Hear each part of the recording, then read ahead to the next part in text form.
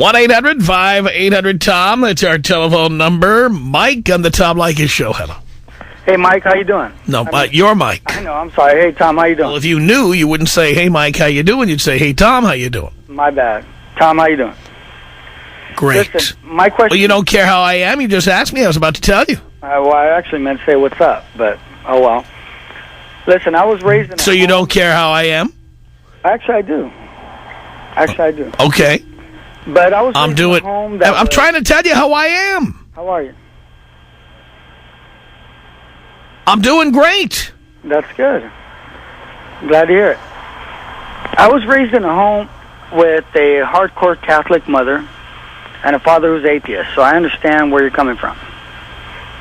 But my question to you is, if you don't, is there anything that you do believe in? What do you mean anything that I do believe in? Yeah, as far as I do believe we'll have an election in November. I do believe that.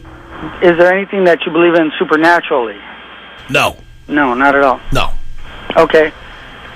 And what is the reasoning for that? Were you... I don't need reasoning for it. You need reasoning for believing, not for not believing.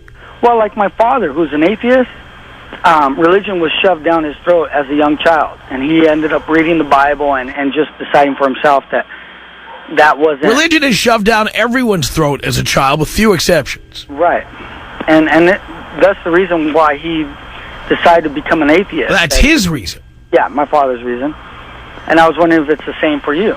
No. In my case, I just never believed any of it. Okay. Now, and I believe that as an atheist or a religious person of any sect, just being a good person is enough. Do you agree? Well, it's your opinion, and for me, I'm a good person. I know I'm a good person, and I don't need the endorsement of a book of fairy tales or a bunch of guys wearing frocks. I don't need that. Mm-hmm. That's interesting.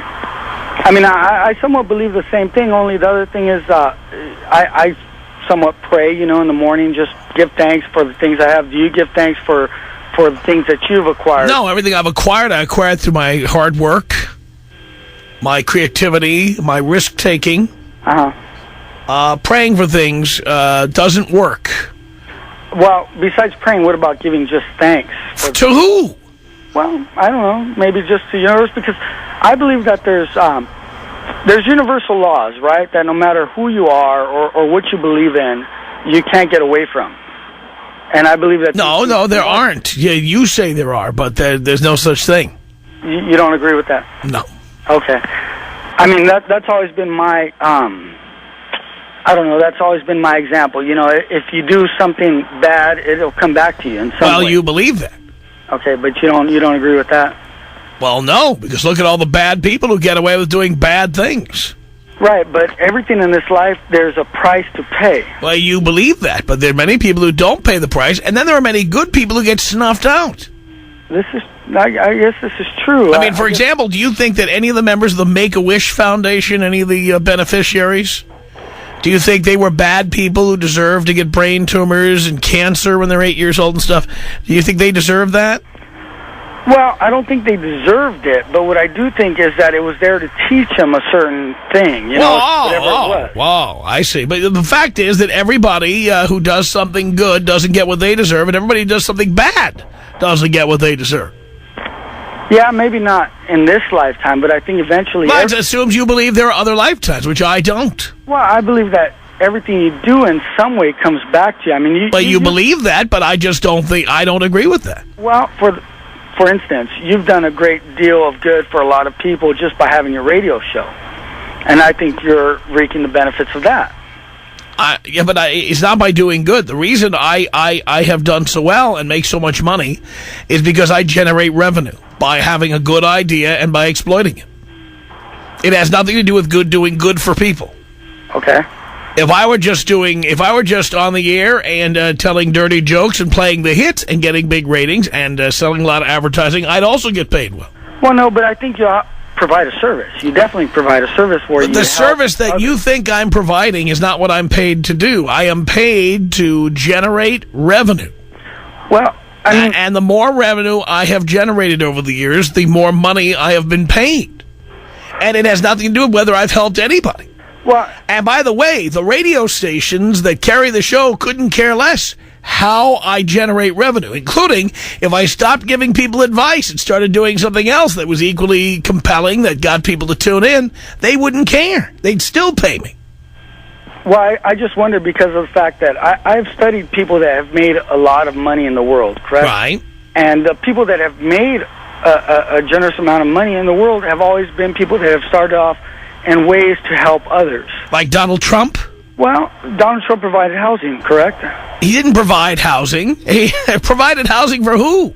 Well, in some ways he provided housing, even if it was... Well, if you build an apartment and you charge the fair market price for it, you're not doing a public service.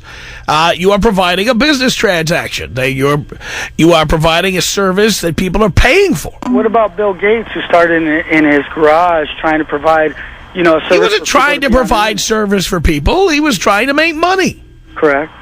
Well, I think he was trying to provide a service, and that's why he... So he didn't care about making money, Bill Gates. Bill Gates, the son of one of the richest guys in Seattle. He cared about making money, but I think his ultimate goal was, hey, how can we help others, So the way he helps others is by creating an operating system that has all kinds of flaws and faults in it every time a new one comes out. He helped people by trying to monopolize the entire computer business, right? Right. That's how he's been helping people? Well, I mean, I see it a different way. I see it as the fact that he was trying to, connect people in ways that they've never been connected before. So he can make money. Well, I think. And by the way, there's nothing wrong with that. I'm a big supporter of it. But we just have to be honest. The motivation was not all that pure, for God's sake. The Tom Leykis Show.